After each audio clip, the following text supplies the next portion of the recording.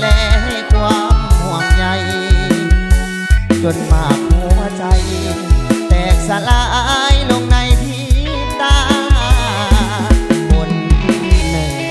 ก็เป็นดังสางเท่าลังคอยเป็นพลังให้ความหวังให้การเยียวยาเป็นแม่ของลูกนั่นก็คือสีภรรยาส่วนน้องแก้วตาถือได้ว่าสุภาพสตรีคนนั้นก็ดีส่วนคนนี้ก็หักอายตัดสินใจลำบากบ่อยากจากน้องทั้งสองคนเมียก็แสนดี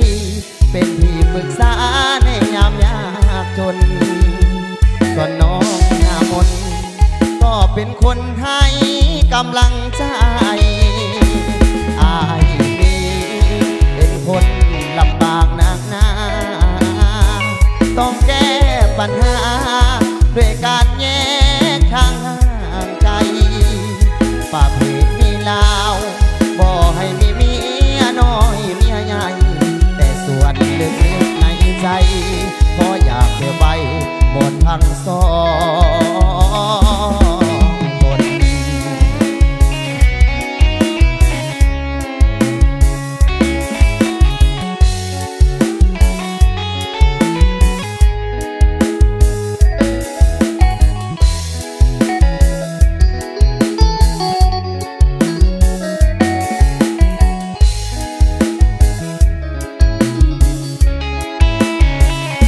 คนนั้น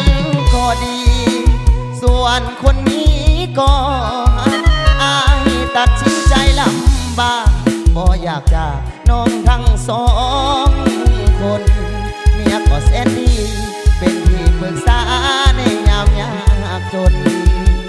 ส่วนน้องหน้ามนก็เป็นคนให้กำลังใจอายนี้เป็นคน